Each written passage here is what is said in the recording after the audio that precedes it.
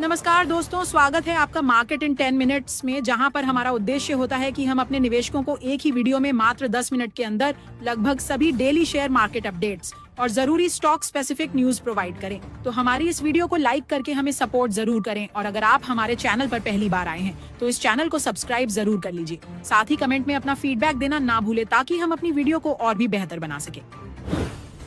भारतीय शेयर बाजार हफ्ते की शुरुआत मजबूत अंदाज में करता दिखा। सोमवार को सेंसेक्स और निफ्टी दोनों हरे निशान में बंद हुए और निवेशकों की पूंजी में एक ही दिन में 5 लाख करोड़ रुपए से ज्यादा का इजाफा हुआ। सेंसेक्स 555 अंक चढ़कर 80,364 पर बंद हुआ, जबकि निफ्टी 198 अंक बढ़कर 24,625 तक पहुंचा। बैंकिंग और मिड कैप शेयरों में भी अच्छी रफ्तार रही। ऑटो सेक्टर पूरे दिन सबसे बड़ा स्टार रहा। अगस्त में गाड़ियों की बिक्री उम्मीद से बेहतर आई, जिसकी वजह से निफ्टी ऑटो इंडेक्स 3% ऊपर चढ़ गया। Bajaj auto, hero MotoCorp, Tata Motors और याचर मोटर्स जैसे बड़े ऑटो स्टॉक्स टॉप गेनर्स में शामिल रहे। आईटी सेक्टर में भी रौनक दिखी। ब्रोकरेज हाउस की पॉजिटिव रिपोर्ट्स आने के बाद एम्फेसिस, टेक महिंद्रा और इन्फोसिस जैसे स्टॉक्स मजबूत बंद हुए। कैपिटल मार्केट से जुड़े शेयरों में बढ़िया खरीदारी रही।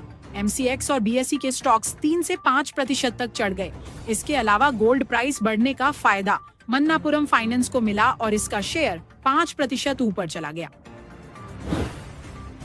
इलेक्ट्रॉनिक्स मैन्युफैक्चरिंग सर्विसेज यानी ईएमएस कंपनियों के स्टॉक्स में भी तेजी रही। डिक्सन टेक, एम्बर एंटरप्राइजेज और केन्स टेक तकरीबन 5% ऊपर बंद हुए। सरकार की तरफ से अगस्त 2025 का जीएसटी कलेक्शन डेटा आया। इस बार 1.86 लाख करोड़ रुपए की वसूली हुई, जो जुलाई से लगभग 10,000 करोड़ कम है। कमी की वजह सीजनल डिमांड कम होना और आयात पर दबाव बताया जा रहा है। लेकिन 1.80 लाख करोड़ से ऊपर की वसूली दिखाती है कि अर्थव्यवस्था की बुनियादी मांग अभी भी मजबूत है। आने वाले फेस्टिव सीजन में कलेक्शन फिर से बढ़ने की उम्मीद है। 3 दिन की गिरावट के बाद मार्केट में रिकवरी लौटी। सेंसेक्स और निफ्टी दोनों मजबूत हुए, जिसकी बड़ी वजह 7.8% की जीडीपी ग्रोथ और 17 साल का हाई छूने वाला मैन्युफैक्चरिंग पीएमआई रहा। इसका सीधा संकेत है कि इंडस्ट्रियल सेंटिमेंट काफी पॉजिटिव है। M&M, Trent, Asian paint, Infosys और टेक महिंद्रा टॉप गेनर्स रहे। वहीं सन फार्मा, आईटीसी, एचडीएफसी बैंक, रिलायंस और कोटक बैंक टॉप लूजर्स में रहे। ग्लोबल मोर्चे पर एक अहम अपडेट आया है। अमेरिकी कोर्ट ने ट्रंप के टैरिफ को गैर कानूनी तो बताया है, लेकिन फिलहाल उसे लागू रखा गया है। भारत अमेरिका ट्रेड रिलेशन पर इसका असर निवेशक ध्यान से देख रहे हैं। ऑल इंडिया डिस्ट्रीब्यूटर्स एसोसिएशन यानी फैडा ने सरकार से मांग की है कि सिगरेट पर जीएसटी मौजूदा हर स्टेज पर लगाने की बजाय सीधे एमआरपी पर लगाया जाए। उनका कहना है कि इससे टैक्स चोरी रुकेगी और ब्लैक मार्केट पर लगाम लगेगी। अगर यह प्रस्ताव मान लिया गया तो जीएसटी स्ट्रक्चर में बड़ा बदलाव होगा। सरकार को टैक्स की पूरी रकम शुरुआत में ही मिल जाएगी और डिस्ट्रीब्यूटर्स की कंप्लायंस का बोझ भी घटेगा। लेकिन इस पर अंतिम फैसला जीएसटी काउंसिल की 3 से 4 सितंबर की बैठक के बाद ही होगा। बेंगलुरु की टेक कंपनी एक्सिस कैडस टेक्नोलॉजीज को डीआरडीओ और डिफेंस मंत्रालय से करीब 150 करोड़ का बड़ा कॉन्ट्रैक्ट मिला है। इसके तहत कंपनी को SU-30 MKI लड़ाकू विमानों के लिए खास इलेक्ट्रॉनिक कंट्रोल यूनिट्स बनानी है। शुरुआत में कंपनी को 18 महीने में सिर्फ प्रोटोटाइप बनाने का काम दिया गया है और उसके बाद अगले 3 से 5 साल में करीब 600 यूनिट्स का प्रोडक्शन किया जाएगा। यह ऑर्डर भारतीय वायुसेना के आधुनिकीकरण कार्यक्रम का हिस्सा है और इसे देश की रक्षा तकनीक में आत्मनिर्भरता की दिशा में बड़ा कदम माना जा रहा है। अब बात करते हैं वेदांता की सब्सिडियरी हिंदुस्तान जिंक लिमिटेड की। कंपनी के शेयरों में 1 सितंबर को 5% की बढ़त देखने को मिली और ये निफ्टी 500 के टॉप गेनर रहे। ये बढ़त इसलिए आई क्योंकि चांदी के दाम घरेलू और ग्लोबल मार्केट दोनों में रिकॉर्ड लेवल पर पहुंच गए हैं। पिछले 1 साल में चांदी 35% और सिर्फ 1 महीने में ही 5% से ज्यादा चढ़ी है। CLSA ने एक दिलचस्प एक्सरसाइज की। अगर किसी को $10 लाख यानी करीब 8 करोड़ 8 लाख रुपए निवेश करने हो और 5 साल तक लगाने हो, तो कौन से भारतीय शेयर सही रहेंगे? उनकी लिस्ट में बड़े नाम जैसे रिलायंस, इन्फोसिस, डी-मार्ट और पावर ग्रिड शामिल हैं। इन कंपनियों को अगले 5 सालों में जबरदस्त ग्रोथ देने वाला माना जा रहा है। इसके अलावा जोमेटो, आयन एक्सचेंज, कोफोर्ज और FIM इंडस्ट्रीज जैसे मिड कैप स्टॉक्स को भी उन्होंने चुना है, जहां ग्रोथ का जबरदस्त स्कोप है। अब बात करते हैं टोरेंट पावर की। कंपनी को हाल ही में 22,000 करोड़ रुपए का बड़ा थर्मल पावर प्रोजेक्ट मिला है, जो मध्य प्रदेश में लगाया जाएगा। यह project ultra super critical technology पर बनेगा, जिससे बिजली उत्पादन ज्यादा एफिशिएंट होगा और प्रदूषण भी कम होगा। मॉर्गन स्टैनली ने इस पर पॉजिटिव रिपोर्ट दी है और टोरेंट पावर के शेयर पर 1444 रुपए का टारगेट प्राइस तय किया है। अगस्त 2025 में आइचर मोटर्स की बाइक सेल्स 50% बढ़कर 1,14,000 यूनिट पर पहुंच गई, जो मार्केट उम्मीद से कहीं ज्यादा है। एक्सपोर्ट भी 39% उछलकर 11,126 यूनिट रहा। शेयर मार्केट में भी कंपनी का प्रदर्शन अच्छा रहा। सोमवार को स्टॉक 2% से ज्यादा बढ़कर 6246 रुपए पर पहुंचा और पिछले एक साल में 27% की बढ़ोतरी दे चुका है। मारुति सुजुकी की अगस्त 2025 की कुल बिक्री 1.81 लाख यूनिट रही, जो पिछले साल से 0.6% कम और उम्मीद से थोड़ी कमजोर रही। घरेलू बिक्री में 7% की गिरावट आई। हालांकि एक्सपोर्ट में कंपनी ने शानदार प्रदर्शन किया और 40% उछाल के साथ 36,538 यूनिट बेचे।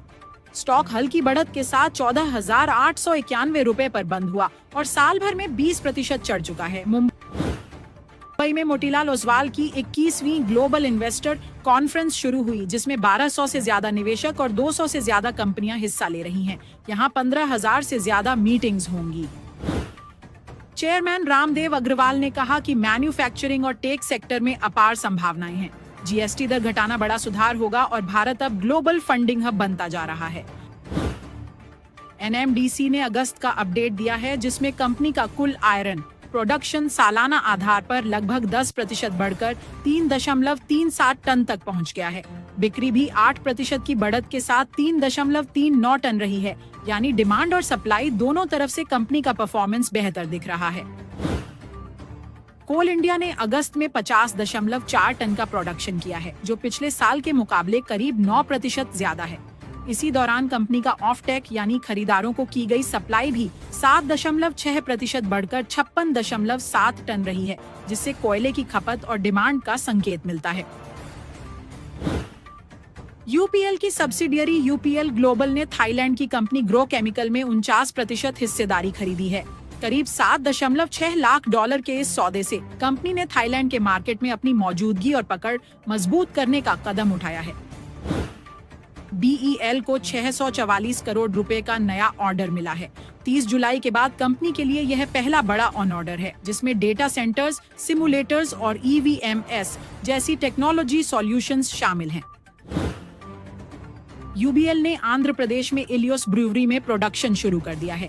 इसके साथ ही कंपनी की कुल प्रोडक्शन क्षमता बढ़कर 16.5 लाख यूनिट प्रति माह हो गई है, जिससे बिजनेस स्केल और सप्लाई दोनों में तेजी आएगी। रेड्डीज लैब्स से एक मैनेजमेंट अपडेट आया है। कंपनी की CHRO अर्चना भास्कर ने इस्तीफा दे दिया है, जो 30 नवंबर से लागू होगा। यह बदलाव कंपनी की लीडरशिप टीम पर असर डाल सकता है। पुरावनकारा को मुंबई के मालाबार हिल इलाके में रीडेवलपमेंट प्रोजेक्ट का बड़ा कॉन्ट्रैक्ट मिला है। 1.43 एकड़ में बनने वाले इस प्रोजेक्ट में 7 लाख वर्ग फुट डेवलपमेंट होगा और कंपनी को इससे लगभग 2700 करोड़ रुपए की कमाई की उम्मीद है। RPP इंफ्रा प्रोजेक्ट्स LTD को भारत हैवी इलेक्ट्रिकल्स लिमिटेड यानी BHEL से एक बड़ा कॉन्ट्रैक्ट मिला है। इस कॉन्ट्रैक्ट में कंपनी को फैक्ट्री फिनिश्ड स्ट्रक्चर्स तैयार करके BHEL के देश भर के प्रोजेक्ट्स में सप्लाई करनी होगी। इस ऑन ऑर्डर की वैल्यू करीब 1,100 रुपए है, 25 करोड़ है और इसे पूरे करने के लिए 5 साल का समय दिया गया है। इतने बड़े ऑन ऑर्डर से कंपनी की ऑन ऑर्डर बुक मजबूत होगी और आने वाले सालों के लिए स्थिर आय की गारंटी जैसी स्थिति बनेगी। BHEL जैसी बड़ी सरकारी कंपनी का भरोसा मिलने से RPP इंफ्रा की मार्केट में साख और भी मजबूत होगी। लॉन्ग टर्म में यह कॉन्ट्रैक्ट कंपनी के शेयरों के लिए पॉजिटिव सेंटिमेंट ला सकता है और निवेशकों को भरोसा दे सकता है।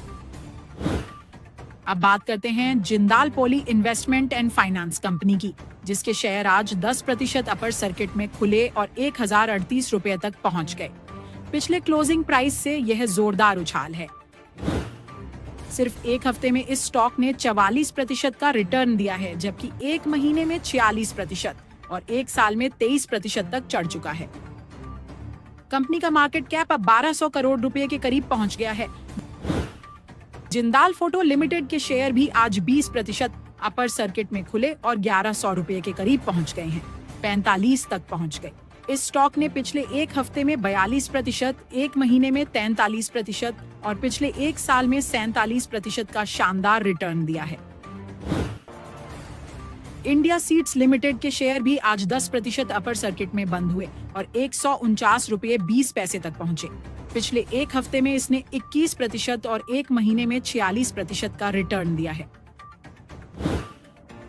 इस स्टॉक में आज करीब 2 लाख शेयरों का कारोबार हुआ और 1,12,000 शेयरों की खरीदारी की बोली लगी रही। लगातार बढ़ते वॉल्यूम दिखाते हैं कि फिलहाल इस स्टॉक में ट्रेडिंग सेंटिमेंट बेहद मजबूत बना हुआ है।